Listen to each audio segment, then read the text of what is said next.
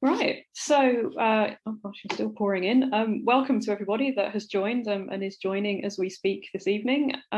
What an absolute pleasure to have both newcomers and returning guests. It's really nice that there are people that are coming along sort of fairly reliably to every seminar. That kind of suggests that you're enjoying yourselves, so that's great. And once again, the feedback about last week's seminar was so nice, and I haven't got around to replying to everybody yet, but I absolutely will do. And I just want to say thank you for being the people that are keeping alive the energy that comes from the ideas that these seminars raise. The willingness of people to engage and come together and talk about some of the more difficult aspects of forensic practice has been absolutely amazing. And I just feel really privileged to be able to provide these seminars for you all, really. Once again, apologies to people who have heard this before, possibly twice before by this point, but I do just want to outline for newcomers the wider background to this seminar series and its aims for the future, and then we'll get on to our excellent speaker and discussant for this evening. So critical conversations in forensic psychology, or CCIFP as I call it to save my breath. I hate to introduce another acronym into criminal justice, but there we go. It's intended to not just be a seminar series, this is the core of it, but it's also meant to be an ongoing collective set of conversations between all of us. It's shaped by both my experiences working in forensic practice and also by my ongoing conversations with psychologists as part of my PhD research, which is on the role of the psychologist in English prisons. Psychologists have been extraordinarily generous in their willingness to discuss their experiences very candidly and very thoughtfully with me. And I'm really indebted to them for that. And this series has been very much developed both for and in conjunction with the things that they've been saying. So thank you to them for that. There's really two things that became clear from those conversations which have shaped the principles of CCIFP. The first one is that many people are troubled by what is often described as silo thinking in forensic psychology. Forensic psychologists have this enormously difficult and complex job to do, but they often end up doing it in isolation from other crime-interested disciplines and from other branches of psychology and sometimes even from each other, right? And the things that psychologists are tasked with doing in the justice system are very heavy, very weighty, perhaps too much weight for one profession to carry by themselves. And as Ben Crew pointed out in our first seminar in this series, it's not just the psychologists doing psychology anymore. Psychology has, in his words, colonized the justice system, and we're all doing psychology to some degree if we're involved in it. And there's big issues at hand that affect the justice system today, which people want to talk about, want to learn about, but that isn't necessarily going to come all from within, inside the forensic psychology silo. So one of the principles of CCIFP is simply that we're better together. We need our friends, both critical and supportive, and we need our neighbours, because this is a huge part of society that's too big for any one of us, even any group of us, to really comprehend and tackle alone. So that's why this series always has a non-psychologist speaker paired with a psychologist discussant to expose us to new ways of thinking, new perspectives, and consider how they may relate to practices. And it's more generally about bringing people together. And I'm really pleased that the professional diversity of the audience reflects that. CCIFP is essentially about facilitating the sharing of ideas and making connections. The 4 themes of the seminars were picked based on the patterns of interest, also tension and unease, and a desire to change things that psychologists have consistently raised with me. And what I'm hoping is that by hearing from our crime-interested neighbours and from psychologists that knowledge and connection is going to flow both ways and facilitate some ongoing dialogue. The second thing that came clear from these conversations in my research is that forensic psychology seems to have suffered a bit of a collapse between one's identity as a psychologist and an autonomous professional and one's identity as a state employee, because of course forensic psychologists' main employer is the state. And so that means that psychologists often feel conflicted and restricted in what they can say and do, or rather what they can't say and do. But psychologists really care about big issues, and the application of psychology in criminal justice is so high stakes. It needs debate, it needs dialogue, it needs informed dissent, it needs professional freedom to tackle tough questions. And there are big issues that affect us all in criminal justice in which psychology is involved. We've just had the government pass the crime and sentencing bill, which is going to present us with challenges that are far too sweeping to go into right now, but it's in all of our interest to know what's coming from that. There's the issue of whether psychologists in the UK are going to get prescribing rights. There's the issues raised by Black Lives Matter. There's climate change. There's political unrest. I keep adding to this list every time I do a new seminar because I just keep thinking more and more about what matters to us. And obviously relevant to this seminar, there's the political, social and economic changes which have led us to become a much more risk-orientated society. Last seminar, Peter Kinderman talked to us about how psychology has become part of the post-war push towards a model of industrialized medicine. And I've had loads of messages about that. That seemed to really strike a chord with people to appreciate the argument that we have grown into this industrialized model. So a second principle of CCIFP is the creation of an autonomous space for everybody with a vested interest in psychology and the justice system to engage in free dialogue about these big issues as autonomous practitioners. And I hope by the end of the series you will have made some ongoing connections across disciplines. The main way to engage with CCIFP, apart from taking part in these seminars, is via its Slack channel. So Slack is an app. Either you can download it or there's a browser-based version, which is a virtual networking space. So if you join with the invite link that I'm going to drop in the chat at the end of the seminar, you'll find a space that's all set up for you to connect with other people in the field. So for a start, there's a channel for each seminar where you'll find things to do with the theme of that seminar, versions of the speaker's work, hopefully open access if we can get them for people that don't have journal access, and where you can discuss the topics afterwards. And there's other forums for discussion and debate, asking for help and resources. Basically, the more people join, the more it can be a community for everyone to connect, share resources, give birth to new ideas, and so on. It is very much a resource that is there for you. So with that bit done with, sorry for the repetition for some people, we'll get on to our speakers for this evening. We're talking about economy, which is a term that I deployed extremely broadly to mean the broader political and economic landscape of criminal justice, which complicates the psychological aspirations of the scientist practitioner model. We are just not living in a world where we just do the science and then apply it. And these complications are particularly apparent and tenuous in risk assessment and risk management, which is what we're going to be focusing on this evening. This is not an apolitical landscape, and this is something that needs open acknowledgement, discussion, and debate. So I'm really delighted to introduce two of, in my view, the most towering intellects on the bigger picture of the risk landscape in criminal justice, Kelly Hannah-Moffat and Stephen Hart. Kelly is a professor of several things: criminology, sociology, and socio-legal studies, I think. Yeah.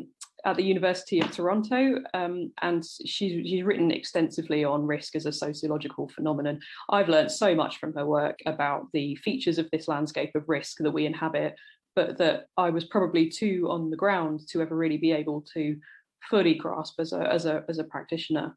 And she's been influential in shaping this seminar because I basically just contacted her and was like, Kelly, I like your work and you're really clever. Can you come and say something about this vaguely defined thing that I think is important, but that you can explain much better than I can?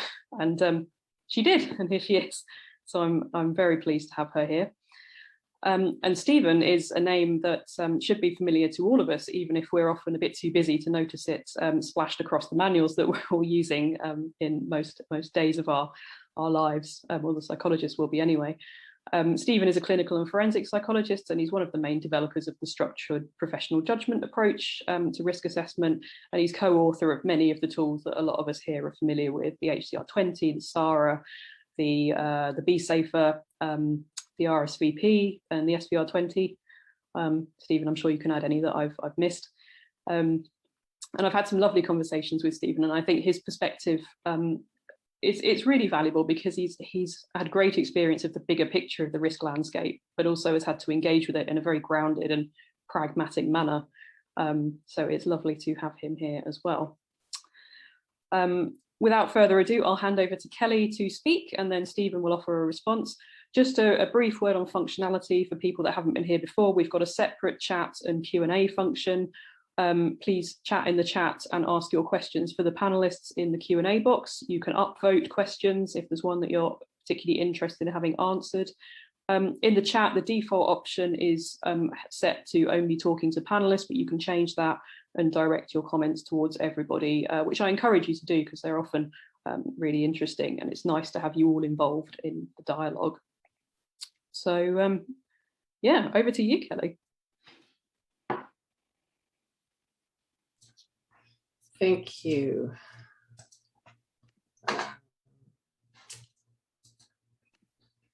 There we go. I'm always concerned that technology isn't going to actually do what I would like it to do when I approach these kinds of talks. But thank you very much, Sophie, for asking me to do this.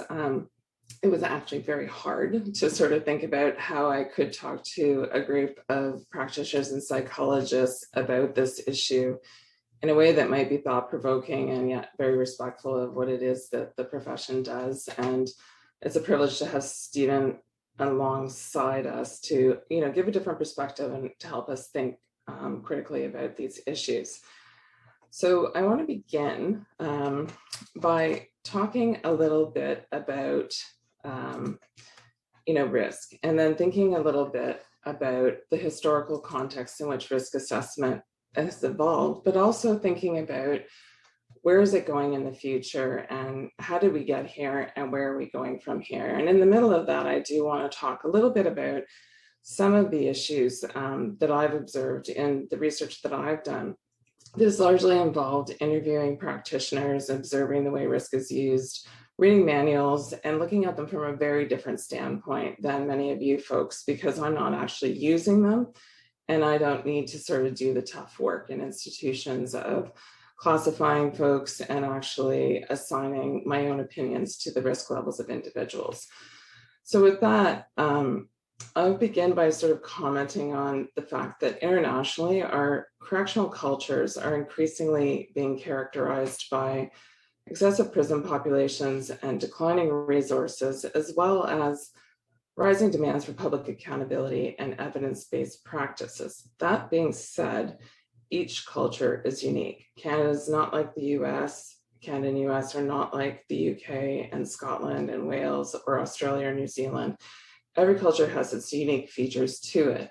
But within these cultures and contexts, what we are seeing is that actuarial risk assessment is being promoted as a rational, objective, and empirically sound technology for improving the decision-making and limiting discretionary powers of professionals in many ways, enhancing managerial accountability, and delivering very reliable, valid, and objective determinations about the future risks of individuals quickly and efficiently.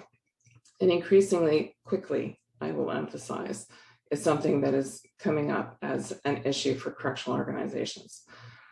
Now, scholars have argued that punishment more broadly is being viewed through the lens of actuarial probability, fiscal and managerial efficiency, and that there is less emphasis on treatment and rehabilitation. Notwithstanding that, I would suggest that rehabilitation, while often overshadowed by a preoccupation with risk containment, is in many jurisdictions still coexisting with risk and coexisting with other sort of theories and principles of punishment like incapacitation and deterrence. And in fact, I think as Sophie has alluded to in our introduction, the business of punishment and corrections is very messy. And I'm going to put things into sort of historical trajectories of big shifts, but these things still coexist. They happen together and they rise to dominance or less prominence, depending on what the historical moment looks like. And we are right now in a very unique historical moment. But I also want to take us back a little bit to think about the history of punishment and how we came to risk assessment and why that may very well right now be looking at whether or not the art of risk assessment is at risk. And as I mentioned before, I want to begin by also noting formally and recognizing that actual risk logic offers many managerial and organizational benefits, which I'm sure if there's any governors of prisoners listening or here, you will know that. And for clarity, I have a really deep respect for the difficult work that psychologists and practitioners do and understand the challenges of this work. That being said, there is an extensive body of psychological literature, and it is primarily psychological, that has focused on the sciences behind risk prediction. Let me just go here. And I don't dispute the authenticity of much of this literature. The use of risk in a clinical context or the use of evidence to inform sentences or sanctions, nor do I discuss here in detail any particular tools, especially the ones that are more precise in terms of violence or sexual recidivism. Many of my comments are on the more general use of risk instruments, and in particular, those instruments that have been designed for general use to be administered and interpreted by the non-clinical and increasingly de-skilled practitioner in a jurisprudential context, such as sentencing, or in terms of assessments within institutions or in the community. And in this pool of risk assessment, I would include things like an LSI or a compass, or in some ways the OASIS, but also some of these homegrown jurisdictional tools that local jurisdictions make and craft and use with the veneer of empiricism attached to them. Most of these tools share some similarities that can only, and some of them can be administered by psychologists only, others can be done by anyone. So the remarks that I want to make today are going to focus on these questions. How do we become reliant on risk predictions? And what is the organizational impact of risk on punishment? What are some of the limits, and how is risk assessment shifting with new technologies? So I'll begin by saying that risk assessment and classification tools in their basic and static form have been a feature of the penal system since the 1930s. Psychology and psychiatry also have a deep historical connection with penal practice under what many scholars might have called penal welfarism or rehabilitative error. And in fact, psychology and emergent forms of forensic psychology have informed many inquiries into sort of the causes of crime, recidivism, and in turn, that's amassed a very considerable body of literature that now informs various evidence-based practices. However, in the 1970s, what we saw was a confluence of several social and political shifts that impacted penal thinking and also contributed to a more sustained and significant critique of rehabilitation and prison psychology more generally. And some of these shifts included, post-Vietnam War and, anti-Black racism movements that focused on civil rights. You had many people who were fleeing from war that had actually experienced imprisonment, which made it a more sort of common experience for some folks than it might otherwise have been, and demystifying. You also had strong fiscal and social conservatisms that were happening at various levels in different countries. And those were challenging expenditures on prison and rehabilitation, and also questioning the deservedness of prisoners and that why ought they get this when others who are law-abiding are not, or generally known as a principle of lesser eligibility.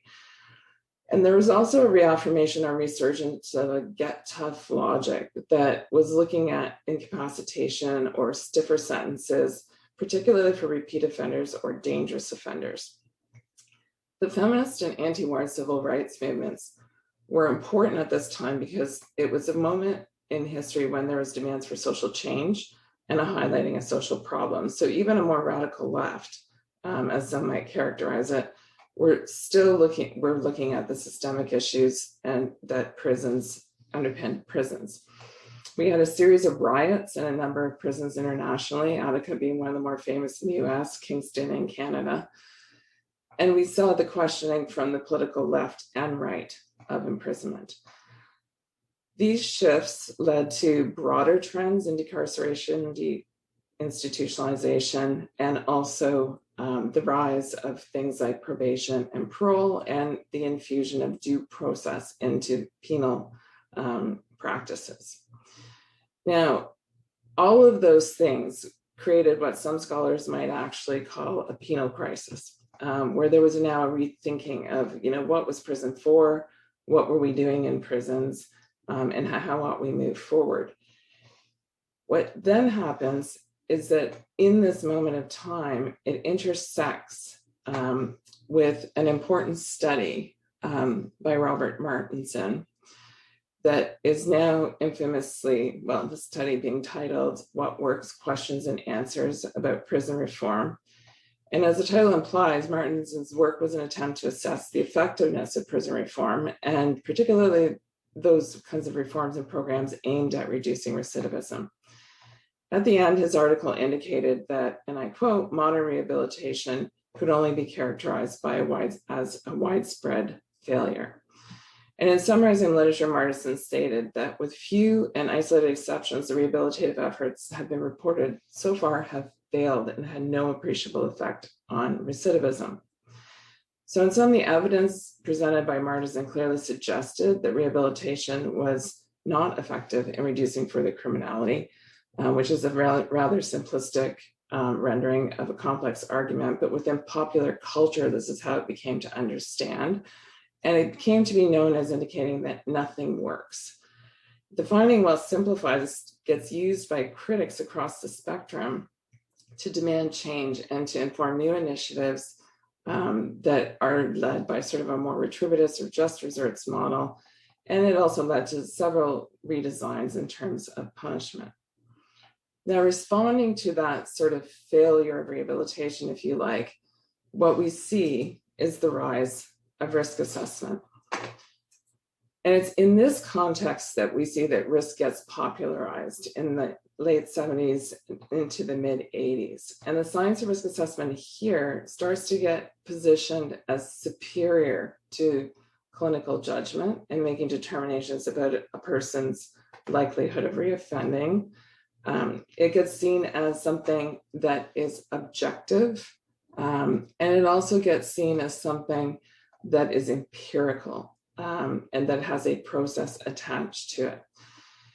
What we do see in the literature frequently is this sort of general evolution of risk, which I think most of you are familiar with, so I'm going to go through a little bit quickly, but it's spoken about in terms of generations.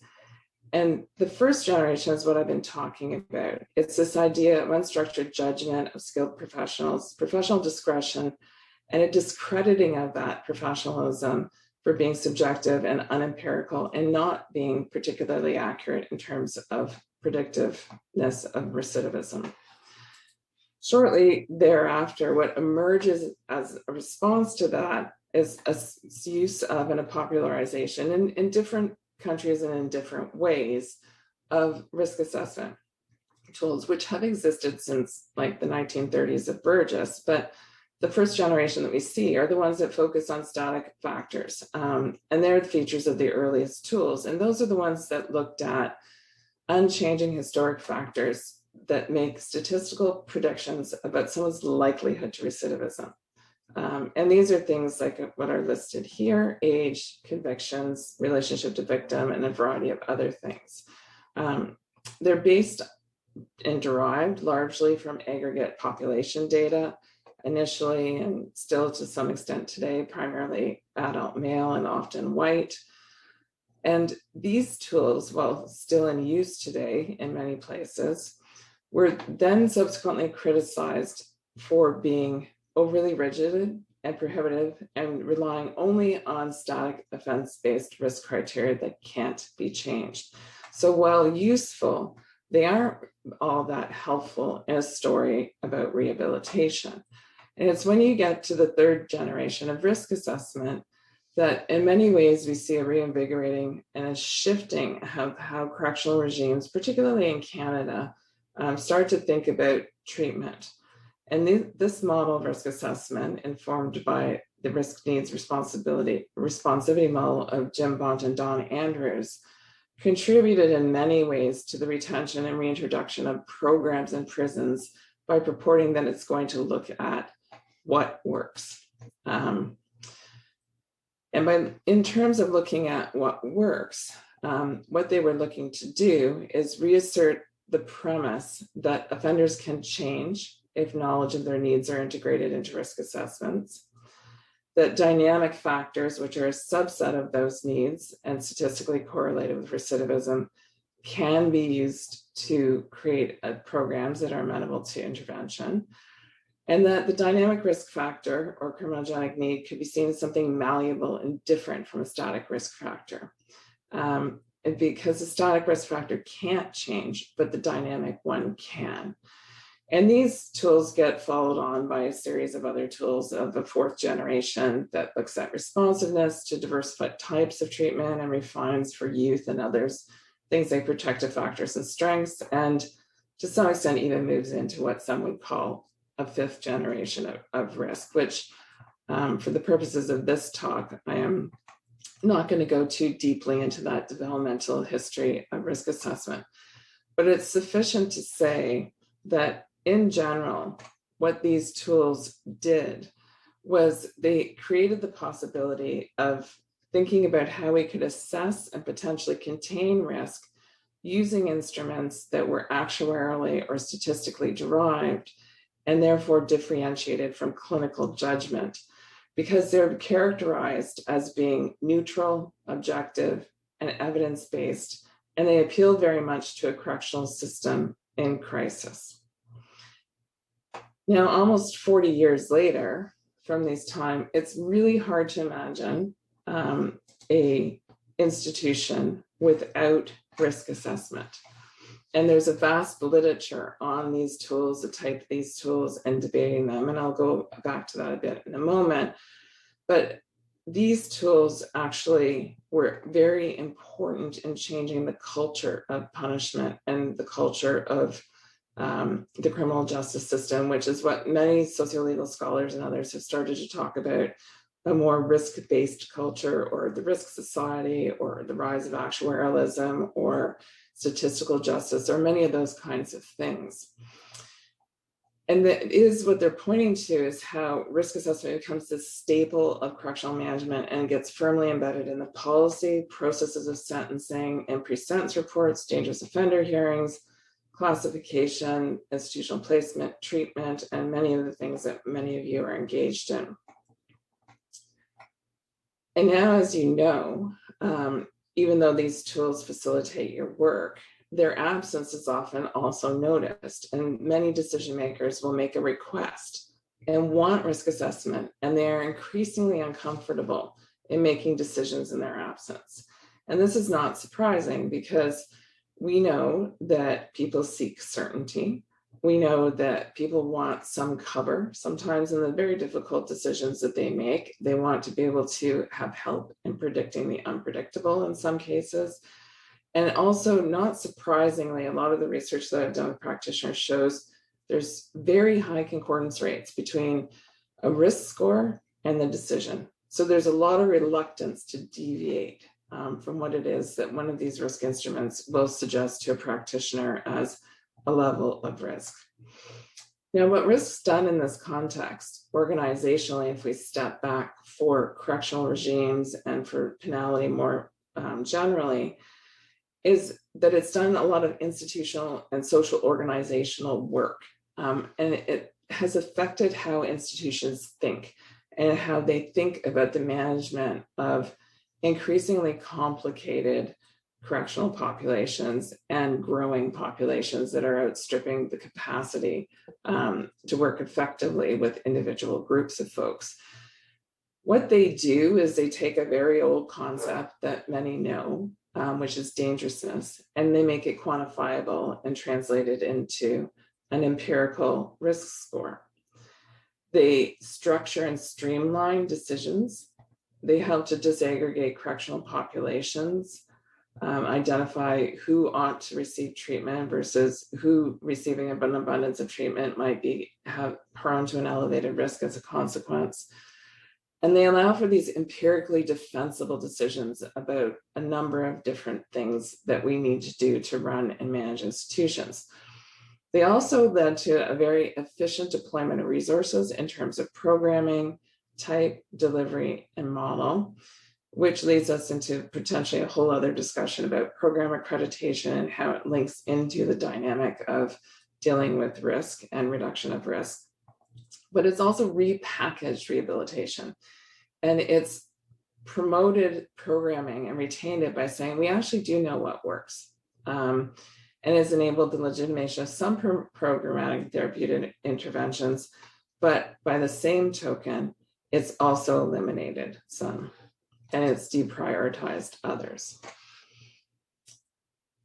Now, given this organizational work, it's also helpful to step back and say, well, what are some of the limits and pitfalls that risk coming into the system brought with it? And what it has brought with it on a more general level, and perhaps we could even discuss if we were so inclined to do so on a more technical level, is that the proliferation of their use has also brought with it a number of different difficulties. And I want to just turn to the discussion of a couple criticisms of these tools. And time doesn't really permit in-depth, presentation of these critiques, but I'm happy to talk about them with you.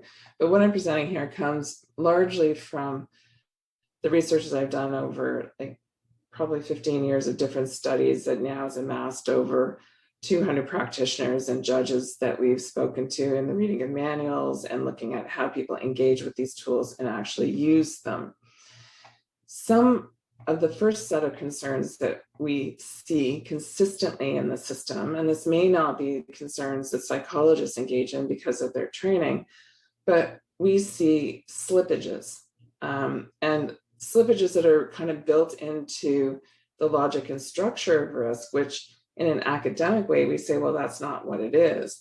But when it translates down into practice and corrections, this is what we see happening. One of them is probability and certainty. Our work shows that very few criminal justice practitioners, nonetheless, many people understand and appropriately interpret probability scores. And despite being trained in the interpretation of tools and their use, practitioners still struggle with the meaning of probability scores and their relative importance of the items contained in assessment tools.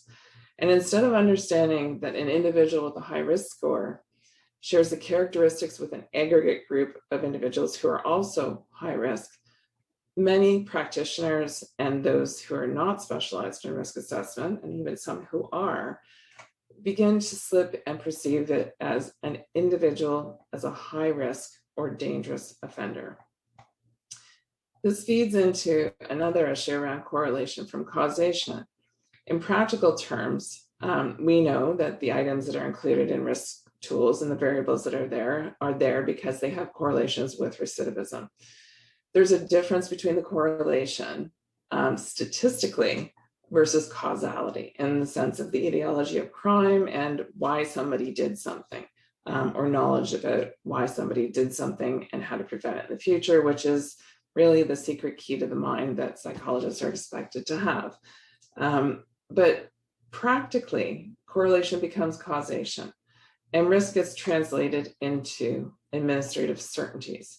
Correctional programming gets organized around areas of life that are seen to be connected to or correlated with recidivism, in which in the programming context and later in institutional careers are redefined as the causes of a person's criminality or the factors they need to address to be released or to receive a certain form of community supervision or to be reduced in terms of level of supervisions. The offender's interpretation of his or her or their needs, such as housing and employment, sometimes just recovering your ID and getting a bank account so you can get a job and get paid, get dwarfed in this because these are not necessarily intervenable needs. They're more systemic and structural, but they do themselves perceive these things as instrumental to their engagement in criminal activity. These types of structural factors get devalued and they often remain unattended to. And they actually produce the very recidivism that we're trying to sort of measure, score, and prevent. Individuals are often assigned security classifications in prisons like maximum, minimum, medium by the risk score. And then they get labeled and supervised with that, which can be self-reinforcing given the levels of supervision that are occurring. Risk scores, however, as we know, are simply identifying, with their obvious limitations, the likelihood of reoffending. And in the case of tools, identify needs that are treatment targets. And they're treatment targets because these needs are correlated with recidivism, not necessarily because they're self-identified needs. And that brings me to the next piece, the slippage between risk and need, or need and risk.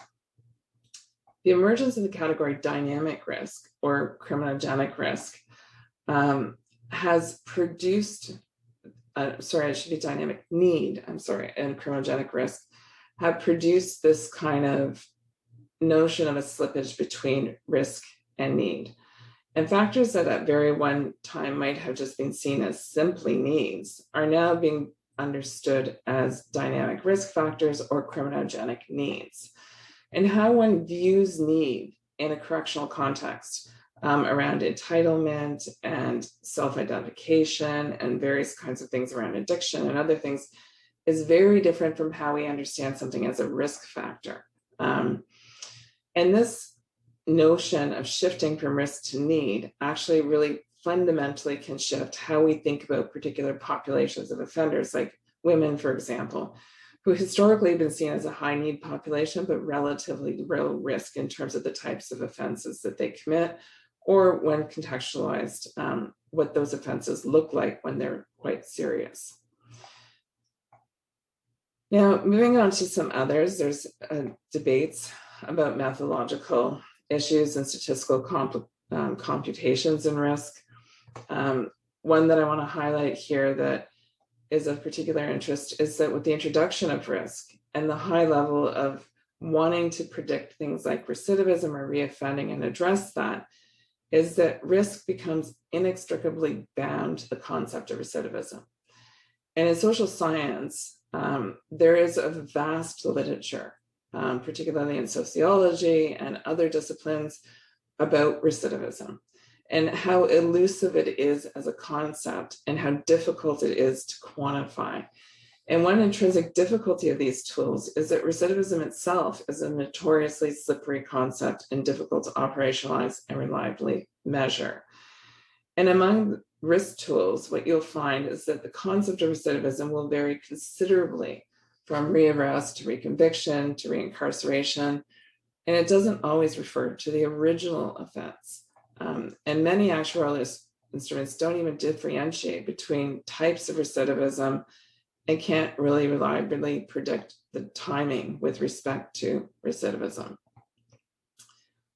Nonetheless, we also think of recidivism in a very individualistic way, and there isn't a lot of space within a risk framework to think about socio-structural factors which are criminogenic. And they too contribute to recidivism, especially if they're related to broader systemic issues of housing insecurity, lack of employment, absence of programs in a community, or childcare to attend programs, or a number of other things. But when you're eager to quantify uncertainty or tame chance, as Ian Hacking would say, these things can be easily overlooked. Now I want to turn to the final pillar here, which is the notion of an embedded bias. Subjective and discretionary aspects of these tools continue. And when you look more deeply into the mechanisms of risk tools and criteria and how they're scored, it is evident that discretion and subjectivity remain. But that judgment is black boxed and it's not visible in the score or the descriptors that come out on the other end. And this is particularly evident in many of the questions that you answer to get to the scoring of the variables that then leads you to the calculation. So a pronounced critique that has a long lineage has come from feminist and critical race scholars who have produced a considerable body of work that shows how risk is both simultaneously gendered and racialized, but also has gendered and racialized effects. The criteria for establishing risk generally pays very little attention to gender, race, or ethnic differences, and many scholars have raised concerns about how we manage women in racialized and Indigenous populations. And research in these tools has shown that using the same tool for women as men often misrepresents their risk by overclassifying or elevating risk, leading to decisions that are not adept at addressing their concerns or flipping previously understood areas of need into risk indicators and shifting how we manage female populations and mentally ill populations and others. Now, similarly with Indigenous offenders, we find that risk tools premised on assumptions of racial neutrality also overrepresent or overclassify Indigenous individuals and some racialized folks by virtue of their social histories, experiences with intergenerational trauma, addictions, poverty, poor health outcomes, and economic opportunities. And interestingly, in a lot of the research that we did, particularly in communities with high populations of Indigenous people, practitioners would routinely say to us, yeah, I use the tool, but I don't really rely on it because if I did, everybody on my caseload would be high risk. And that sort of points to the fact that embedded in the very structure of tools and the data that is used to validate and test the tools are systemic issues that are intertwined with race and gender that cannot be easily disentangled. And even though it's possible to override those tools, our work with practitioners shows that they don't use overrides, and they typically don't do it because it requires a written rationale and a signature. And that makes individuals quite vulnerable, and there's discomfort with that vulnerability. Now, concerns about race and gender have led to divisions in the literature, but most prominently with respect to gender. And that work has led to more specialized and routine kind of tools. And I won't delve too deeply into that because I do want to get to the end here where I talk about some of the new patterns. So race, which has been an issue for many years and has been difficult to resolve and quantify, has regained prominence in how we think about risk and the measures of risk. And increasingly, racialized economic and social structures are becoming relevant to the production and the composition of the offender population and to the data and scrutiny on the data that we are using with respect to assessments of risk. What we see is also the rise of a whole set of folks who are not psychologists or social scientists or trained in the ontology or epistemology of these disciplines, but are concerned about data harm. And in exposing these data harms, they have been able to use big data techniques and analysis to start to look at the predictive ability of certain kinds of tools. Perhaps most famously targeted was the tool, the COMPASS tool. And in the analysis of COMPASS that big data and computer engineers and software engineers were doing, they were able to demonstrate a number of racial disparities and prediction errors for both Black and white defendants in different ways.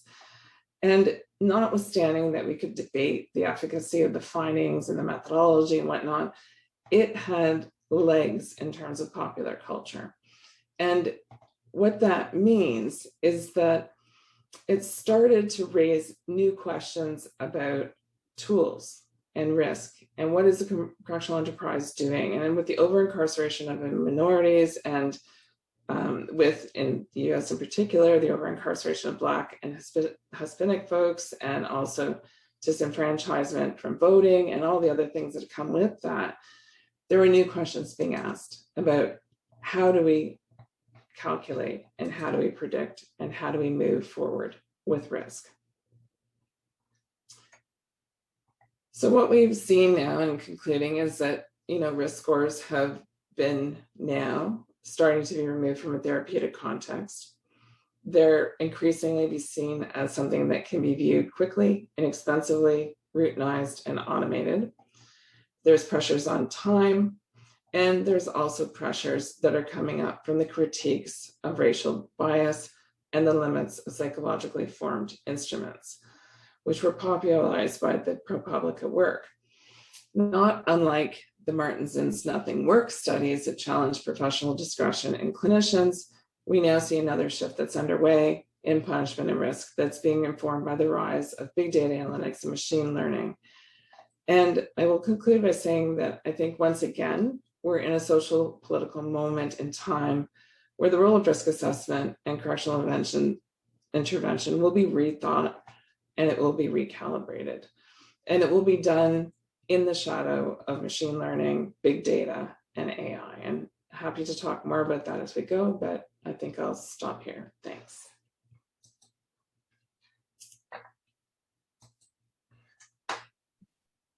Thank you very much for that. Yeah, well done for fitting a tour of that landscape into the time that you had, Kelly. That was absolutely great. Thank you. Stephen, I'll hand over to you for a response. Thank you. It's a pleasure to be here, and thanks for the invitation, and thanks, Kelly, for your remarks. And it probably won't surprise any of you who've heard me speak before, but I'm going to start by just trying to support or reinforce some of the things that Kelly said. We actually have to be really mindful of the work that we do with respect to violence risk assessment, and to be aware of some of these, I suppose what Sophie would call the economic pressures, the political pressures, the other kinds of pressures that are put on us as professionals all the time with respect to the practice of violence risk assessment, and to try to resist those as much as possible. We have to try to function as professionals, as individuals, as agents, and not just simply tolerate or accept the pressures that are put on us.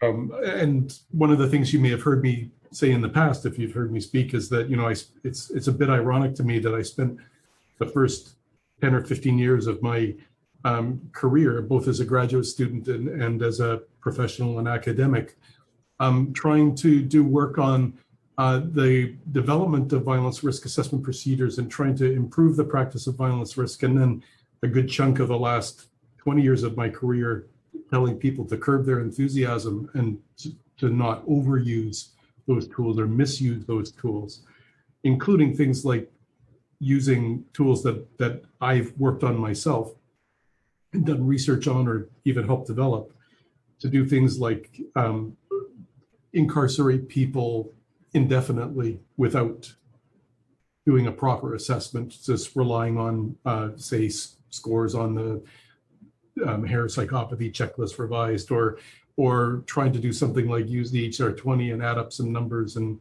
hold people indefinitely in a forensic hospital after being found not criminally responsible on account of mental disorder, or using other tools to actually execute people, to decide who should and should not receive the death penalty.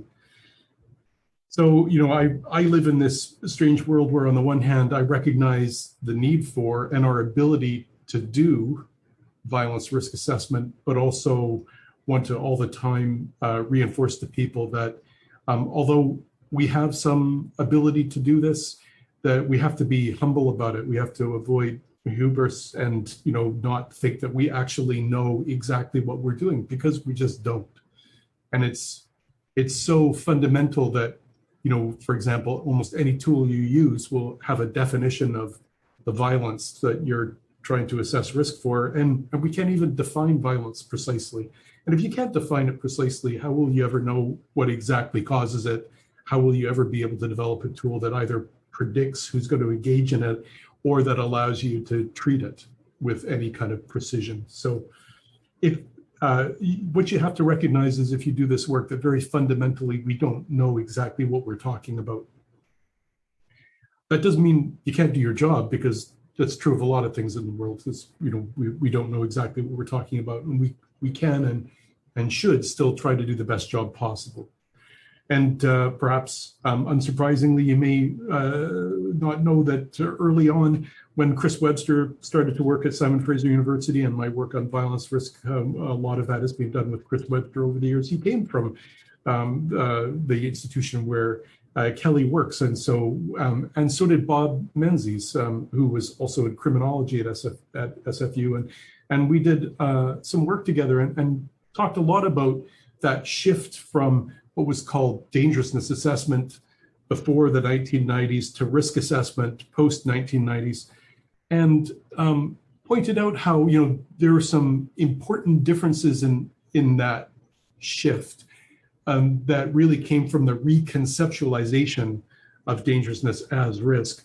But also, those potentials were not just promises, they were also perils. And I think what we've seen is that many of our worst fears from 1990 were actually borne out, that they've been realized. And, and Kelly's told you to be wary of big data and artificial intelligence, which I always find an apt term, because it's not intelligence. It's you giving up your decision-making discretion to somebody else. And, my training was back in Canada in the 1980s. And the key thing for me was thinking about the old risk, need, responsivity principles. And one of the ones that's really important there's actually, people think it all boils down to risk, needs, and responsivity. But of course, if we read what Andrews and Bonta were writing about in those days, one of the principles that they talked about was the principle of professional discretion. The need for professionals to be able to go beyond tools. Tools are just that. They're things that we use to help us make decisions, but they don't make decisions. We do. We're people. We make decisions, and we're responsible for those decisions. You can't push the responsibility onto a tool. That's bad faith. So I think it is important for us to go back sometimes and think about this history and to take a closer look at what we're doing now in light of that history. And Kelly's walked you through a lot of that. And I think it's very important for us to keep those things alive. I talk less about generations of risk assessment, in part because I'm not a generations guy.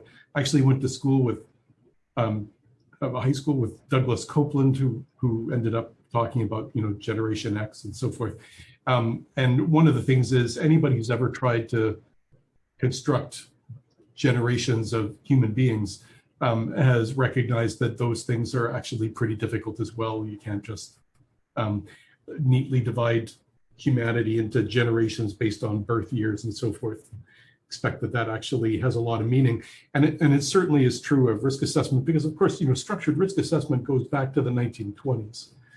And in a lot of ways, the structured professional judgment approach is reflective of the original approach to risk assessment coming from the 1920s. It's like Back to the Future. It's a desire to try to structure the exercise of professional discretion, not to take away that discretion or to have the discretion become something, to redefine it, to define it away and focus on reliance on a tool. That actuarial approach grew up in the 1990s in Ontario in its most recent form. And it has been something that I've actually reacted to a lot. And indeed, the structured professional judgment approach grew up in reaction to actuarial risk assessment and the limits of that. And I'm going to say that there's really, I think it's so fundamental here to take a look at definitions, but the definition of risk is one of the most important things we can take a look at. One of the big sleights of hand that I've seen with the development of actuarial risk assessment tools, which has been primarily motivated by bureaucratic or organizational needs by large systems, government systems. The sleight of hand is that people have tried to turn risk into a prediction of violence.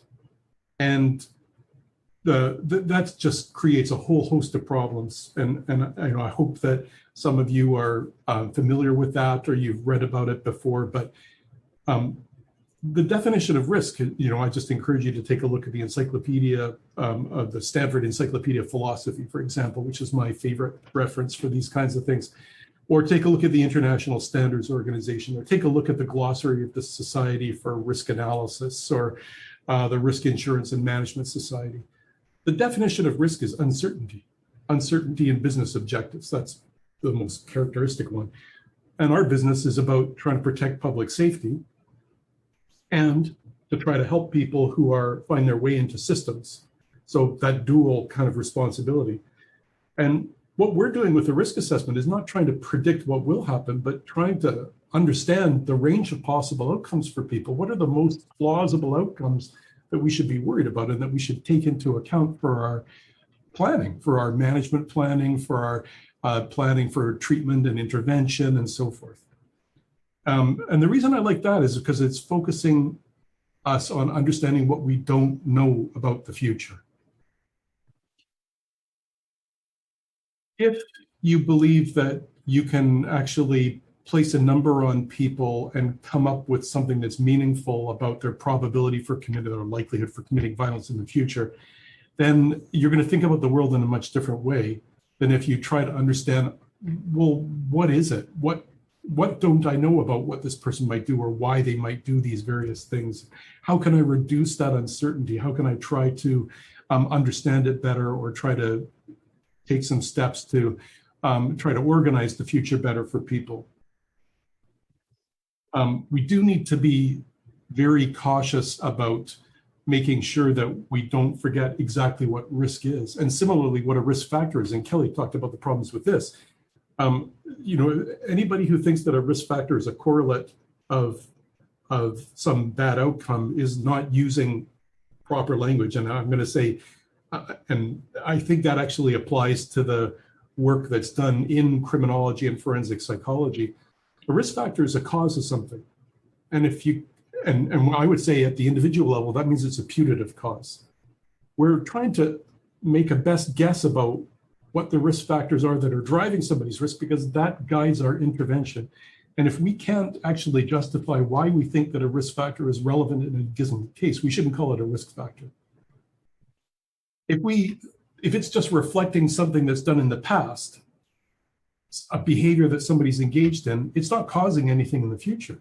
So we should actually ignore that as a risk factor. It shouldn't be something that we focus on for our management of people. We have to think a lot more about the cases that we're engaging in and do a lot more analysis of them. And that's not just for our benefit as decision makers, it's for the benefit of the people that we're evaluating to make sure that they get the best services available, and also for the benefit of the public to make sure that we do our best to protect people from harm in society. And similarly, if I think about this, the definition of risk and the problems with the definition of risk factors, now we have to think about what risk management is all about. And I'm going to say it's about prevention of violence. We need to take steps to address people's problems in living, to try to make sure that they don't engage in violence. It's not good for them, but it's also not good for the public.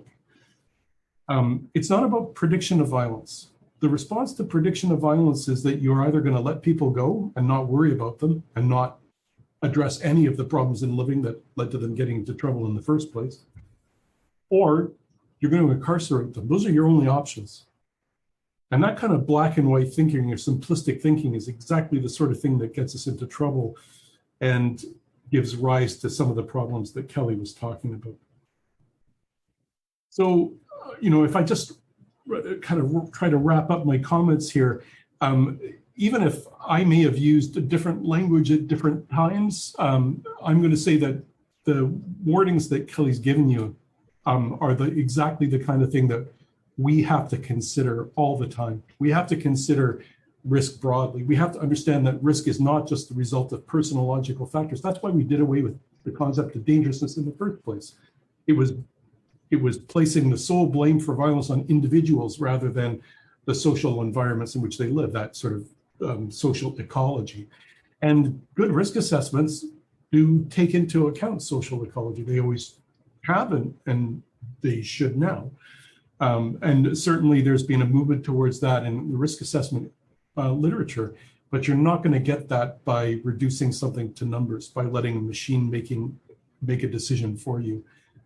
That's you acting as a professional. That's you taking personal and professional responsibility for the work that you do and trying to make clear what your goals are to people, try to have clear in your own head what your goals are, what your values are, and trying to respect everybody else's rights and freedoms, their dignity as people. So I'm going to stop there and just make sure that we give people a chance to ask questions. Thanks very much. No, thank you, Stephen, for that sort of contextualization of some of the problems that Kelly outlined. I think as a really neat starting point, we've got questions that may fall to each of you. So Kelly, you can read this in the Q&A for yourself, but I'll read it out. Someone's asked, could you talk a bit more about the future influence of machine learning or artificial intelligence on risk assessment? In what way could this be beneficial or could have a negative influence? Could this help with racial bias in risk assessment or could it reinforce this? Thank you. I love talking about this because this is actually what I do now as opposed to the other stuff, and look at these kinds of things. But I'm just going to quickly share my screen again to just give you a sort of visual of one of the issues here. So what we're finding now is that a number of the folks in computer science and software engineering and others are particularly concerned with the concept of data harms. And it comes out of looking at racialized differences in the assessment of risk. And what's happening is that many of these folks are using big data technologies and various forms of machine learning to sort of play with data. And you're seeing a lot of startup companies and a lot of individuals arguing that, and computer scientists in particular saying, well, just tell me what the bias is and I'll code it out. And then also saying, the risk assessment algorithm can learn. We can use fair representation models so that it's learning and constantly learning about bias and differentiating different groups of offenders and assessing their risk by holding constant these concerns that we have. And so when you start to think about big data, it's the pattern that we're seeing is that they don't have an answer to the issue of race disparity and risk. They have questions and we don't necessarily know how to move forward. They're pushing us to start to look at literature a little bit more deeply. And I think within psychology, this is something that can be done adeptly, is looking at a different literature, looking at questions around how we assume racial neutrality, how we assume everything is constant and neutral until proven otherwise, and also how we interpret and think about the individual before us and put them into a context. And I'm sure Stephen could also talk about this in terms of an interesting case we have in Canada. But the reason I put this up is because in a paper that I've done for theoretical criminology, this is one of the things that I show is that because the systems got preoccupied with risk and prediction, and not in the way in which Steve has talked about, because it's more a general phenomenon of wanting to be able to know how to inform a decision and a fear of making a decision in an inquest culture without evidentiary support. And so what you find in algorithmic risk is that people are saying, well, it can do prediction, it can do all these other kinds of things. But one of the most important parts of it is that if you move down this chart, you'll see that there's very little attention being paid to methodology. There's very little attention paid to substantive and disciplinary knowledge. And there's data that gets used that is largely messy and complicated, that gets assembled and reassembled to produce information. But the interpreters of that information are absent, and what we do and how we do it. So we're seeing increasingly, and maybe this leads nicely into the next question that Stephen can answer because I know less about it, is the marketing of risk instruments that are better than the psychologically informed ones that we've been talking about, that are more efficient, that are cheaper, that are automated, that can sort of deal with large swaths of people very quickly and efficiently. And so I think what's happening there is that you see that race is kind of the trigger for some of this, but there is no answer within it. And I would argue that the answer is that we need to take a relook at what is an abundance of literature and question some of the assumptions we've made in dealing with these folks. And on a very practical level, I think we just need to go back and say, like, how is it that a practitioner sitting in northern Manitoba in Canada with a high Indigenous population does something like an LSI and everybody's high risk? Like, that's just not feasible. So we need to start to think more critically about that. Thank you, Kelly. Do you have anything to add to that question, Stephen, or shall we go to the... No, I'm going to just, again, agree completely. We have to make sure that we don't try to get simple answers to complex problems. It's kind of like saying, when people talk about this, even in Canada, where we've dealt with this in that Ewart case and others. So are risk assessments valid for Indigenous peoples? Well, that's actually a pretty difficult question, because we have to figure out what an Indigenous person is. And I said before, we can't define violence, but try defining an Indigenous person in Canada. We have about 630 First Nations in this country, which represent, I guess, more than 50 general language groups. We have groups that include not just the First Nations, then sometimes called Native North Americans from the South, but we also have people from the North, Inuit peoples. We have Métis peoples who are mixed in a separate cultural group, but they're spread across the country. And you can't put any of these people in a group that's easy to define. Does that mean we actually have to revalidate every tool with pardon me for a second. My computer popped up. Every tool in say 600, 700 different ethnic groups in Canada, and that would just be the Indigenous peoples, let alone the other Canadians. Here in Vancouver, 45% of people were born outside of Canada speaking a language other than French or English. So do we have to also now redo this with all the different cultural groups from the Philippines, or from China, or from Vietnam, or from the Indian subcontinent? So this just gets a little bit crazy. So my view is diversity is something that we have to think about and take into consideration right from the very start. It's not a variable that you can analyze or control for statistically, because you can't even define it. So it's very important for us to be thinking about these things from the start, rather than somebody saying, well, give me something you're worried about and I'll program it in. That's just, again, that's artificial intelligence. That's not real intelligence. So that's one of the things I'm worried about. In terms of the commercial pressures, I'm going to say the commercial pressures in the private sector, I would see as no different than the political pressures in organizations and government agencies. There's pressures on everybody. If government agencies are unable to do their job and create good tools, well, somebody else is going to try to come up with something that's better. I know the problem is better may be cheaper or faster, not necessarily something that serves the needs of the public any better, including, and when I say the needs of the public, I'm talking about including the people that we're evaluating. So, I think there's always pressures that we have to deal with. I've got nothing against development of things independent of the government. One of the reasons that I do my work is I felt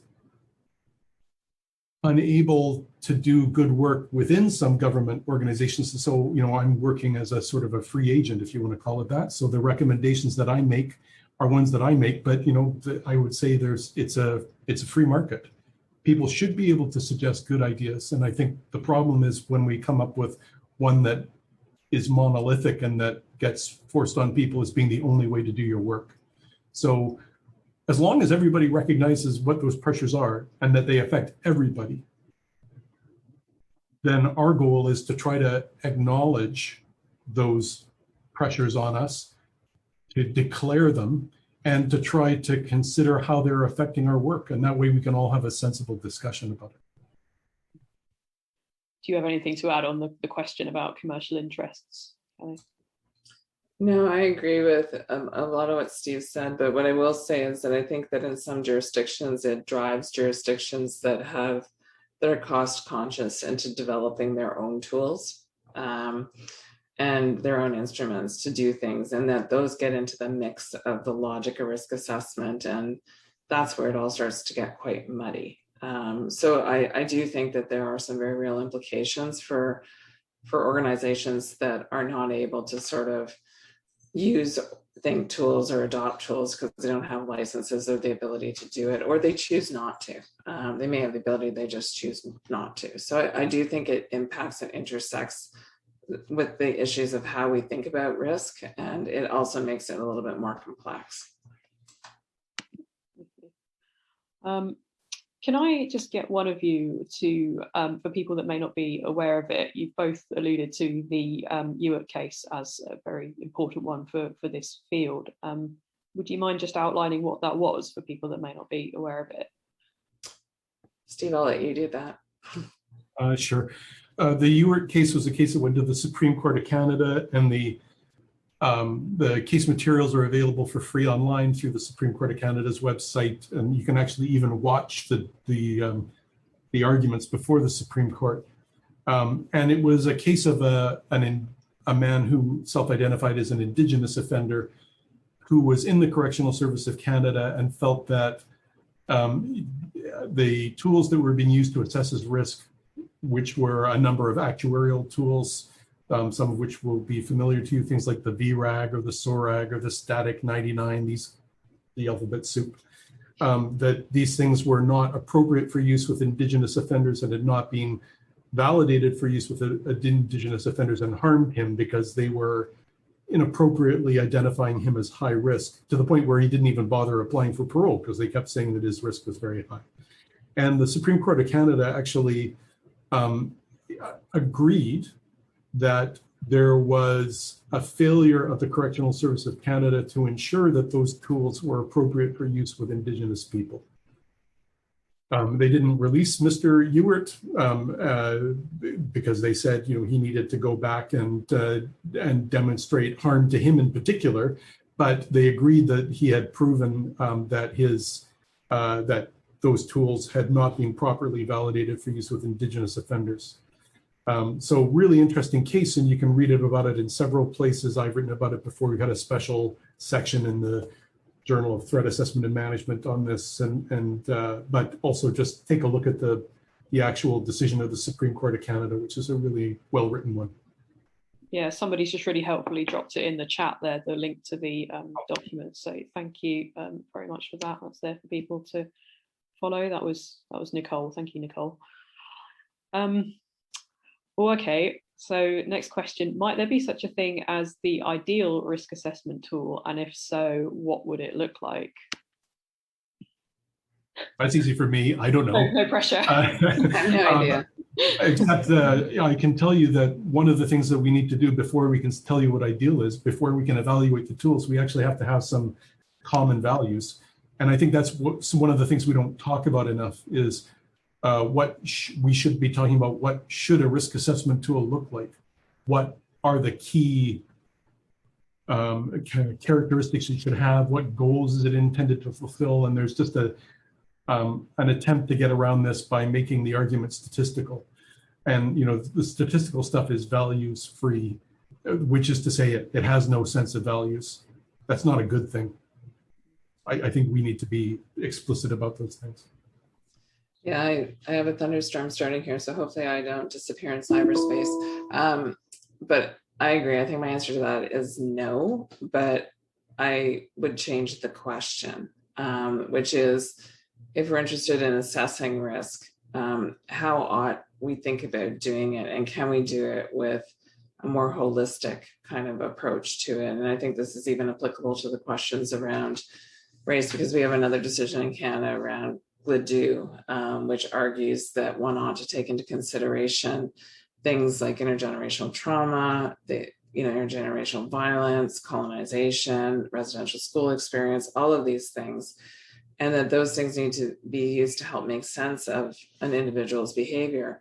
And we have these things called Gladue assessments, but they exist in parallel to risk assessments. And so people will do a risk assessment and say, oh, and by the way, but the variables in both of those things are treated very differently. So, past histories of family violence is treated quite differently in a risk assessment than it is in a Gladue assessment, because it's about context and understanding where someone comes from. And the court uses those two things differently. So, in terms of risk assessment, I would argue it doesn't always have to be quantitative or using a tool, that's maybe part of a puzzle, but it has to be interpreted, and you have to be thinking about what's it for and for whom it's being used and what is the purpose. And one of the problems is these things, there's sort of this trust in numbers, and tools kind of move around the system quite promiscuously without a lot of time being afforded to practitioners like yourselves, maybe as psychologists, to actually do these holistic assessments and to think about it. So for me, like, ideal risk assessment might simply be like, what are you trying to achieve and for what purpose? And it probably isn't just using a tool, because I don't think a tool can do it. And if a tool can do it, soon we'll be hearing that a machine can do it.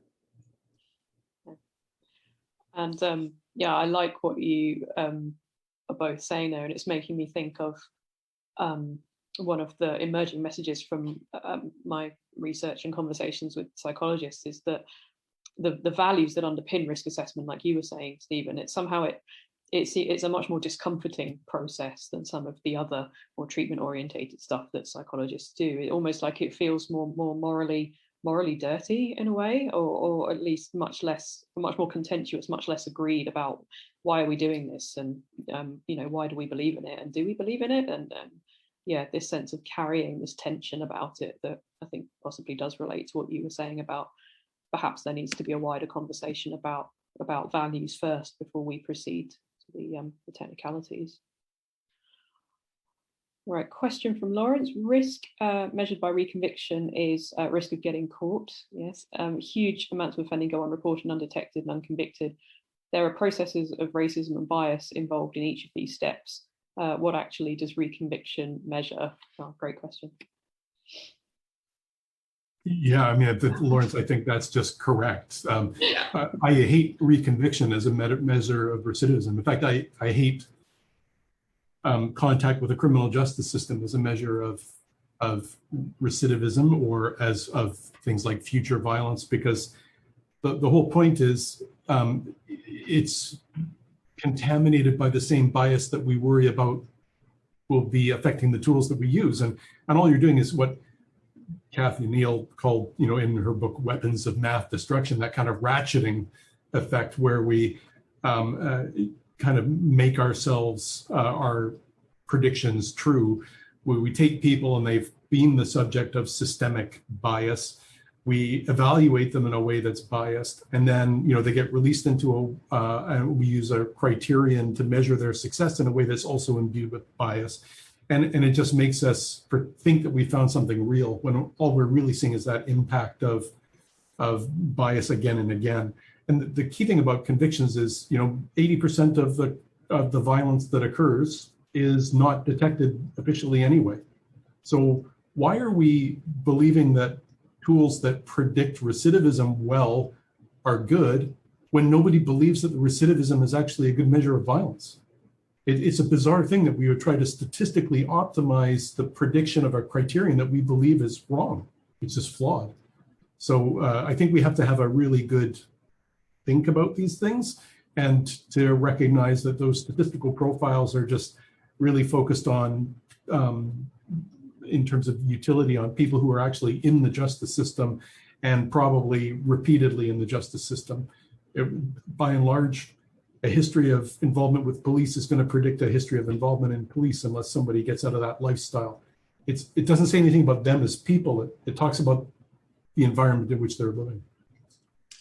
Yeah, I think, we'll agree to some extent, but I think by virtue of discipline, I'll go a lot further, which is that I think even the data that gets used by researchers to try to test tools, because you're using correctional populations or populations of people in the system, you've already got these biases embedded in them. And when you look at, that classic crime funnel, or the comparisons between victimization self-report surveys versus what is actually official crime, what we know is that the people who end up in the system are sometimes a bit of a proxy for police practice. And we know that police practice is racialized, particularly if you're looking at targeted policing, all of which has come to the fore more recently. We also know that there's denials of certain opportunities. There's more policing in some places than in less places. And that some people are more likely to report than other folks are likely to report.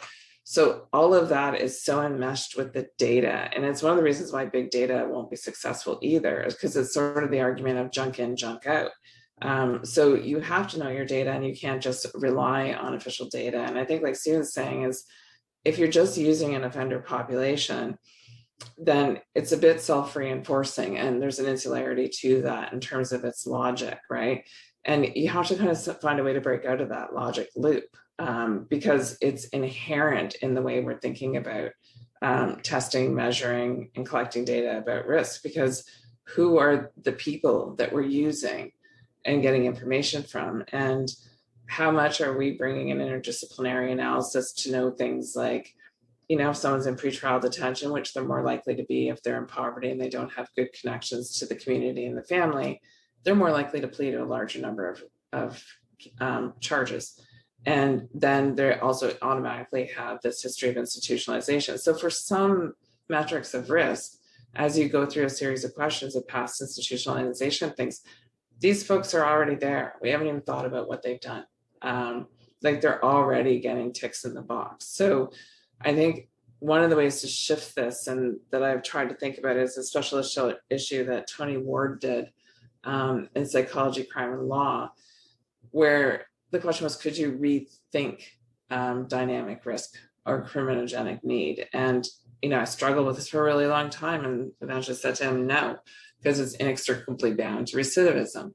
And then I started to think, well, maybe you could look at it a different unit analysis. Can you look at social structures or context within communities or environments that are criminogenic, and how working with those environments actually contribute to reoffending? And so I think when you start looking at things like that, and you start bringing in knowledge from different disciplines to sort of interrogate and, remove the assumption that your criteria are racially neutral and just keep doing validity and reliability testing, to start really looking at the constructs and look at construct validity and say, what does this construct mean from the standpoint of a racialized person or within the context of that literature, which does require a cross-disciplinary analysis of how we think about these kinds of problems, I think. I think one way that we're going to see possibly the implications of what you're both saying in the near future is, as I said at the beginning, we've just had a major bill passed in regard to police crime and sentencing, which essentially extends policing powers to some quite substantial things that it had weaker powers on before. Things like civil disobedience, the right to protest, and so on. And it really made me think, if somebody, once that bill passes into law, acquires some kind of criminal record for an activity that a week ago was legal, which then turns up on their criminal record, which then feeds into risk assessments. How much of that is objectively to do with risk, and how much of that is to do with the broader political landscape and legislation. There's a feedback issue there. Oh, okay. So the question is, does this speak to the inadequacy of risk assessment? I assume it means kind of the whole talk. And by extension, targeted interventions. And if so, what can be done about it, knowing that people want these tools to help direct their work and decisions? I can give you my first response, which is to say, and I think this has been one of the points that Kelly's trying to make as well, tools are neither necessary nor sufficient to do your work in terms of risk assessment. They can be helpful. And so for me, it's a good risk assessment tool is all about helping people do their job. And I'm going to make that assumption that their job is trying to make sure that people who are in trouble with the law for various reasons. I mean, I work not just in criminal settings, but also in various civil settings, and where people are still in trouble with the law in different ways, that they get the services that they need to avoid the problems that led to them getting the evaluation in the first place, but also the same services that help to keep the public safe. So to me, that's one of the ways that I can see those values converge. Public safety, doing my best for the individual that I'm evaluating. So I think at least at that one point, they actually converge. And so I find tools to be a useful way of trying to make sure that my work is transparent and consistent with best practices or the evidence base and so forth. But the tool is just part of the job. To me, it's just like one of the ways that I help to try to structure my thinking. The decision that I have to make goes well beyond any tool. Just like, carpentry is not just hammers or saws. It goes beyond those tools, and it's the way that you're going to construct something out of wood. And we just want to make sure that we don't get too limited on the tool as being something that's going to do the job for us. The responsibility is on you as a professional to do the job. And a tool may or may not be helpful for you in doing that job. Depends on the case. And you're going to have to decide which tool is best for you, because there's no one hammer that's good for every job that people are going to do, and there's no one screwdriver or one saw. There's lots of different tools for different jobs, which you may or may not feel compelled to use. So that's one of the things I'd encourage you to do, is to go well beyond the thinking about the tools. And you could just take tools out of the question and say risk assessments. We're going to need to be thinking about what people need, and that should lead us into intervention. But it's not simple. It's not the fact that high risk or the presence of this risk factor means that you should get this kind of treatment. That's making the same mistake at the treatment end that we're making at the risk assessment end, to try to ignore human diversity and ignore the uncertainty about all of this and just think one size fits all. It doesn't, never did. Yeah, I agree with that. And I'd take it a little bit further, because I think the whole concept of a targeted intervention is partly what I was trying to talk about in terms of the reconfiguring of correctional treatment and rehabilitation. Because if you take a measure like addiction, for example, and I think everything that you're saying is correct, and I agree with you, Steve, but addiction becomes a sort of area of criminogenic need. There's programming, and arguably addictions do contribute to offending. Sometimes people will get these identified even when they are not directly related to their offending. But when you start moving that through the system, if someone is not taking addiction programming, by the time you get to parole decision making, people are like, well, you have this pronounced addiction, but you haven't taken these programs. Or, okay, you've taken this program, so you can be released, but you're going to have this condition. But now we're in a different context and a different space where, dealing with addiction in the community is very different than in prison, different issues, different kinds of problems. But the trajectory of addiction is relapse. We know that it just doesn't fix. We know that relapse is part of it. So the second you put that condition on there, it becomes a problem. And so the issue is, okay, you're targeting interventions, but for what? And there is a whole correctional organization machinery and managerialism behind why you have targeted interventions versus why do you not have things that individuals can identify as what they need to do. Like, I need to go to school. I want to finish my grade 12. I don't want to do this right now, or I don't want to deal with trauma in institutions. It's not a safe place to deal with it. I don't want to open up that can of worms. I don't trust psychology to do that in an institution. You hear that for women. But then not dealing with your underlying issues becomes part of a decision-making criteria down the pipe. So there's a lot of kind of problems with how the logic is built into the system. And I think you folks are in really difficult positions when you try to resist that. And one way to resist it is to sort of say, okay, this would be useful, but what do you think you need? How would you prioritize this in terms of, are you ready for this? Addiction treatment never works if someone's not ready for it, right?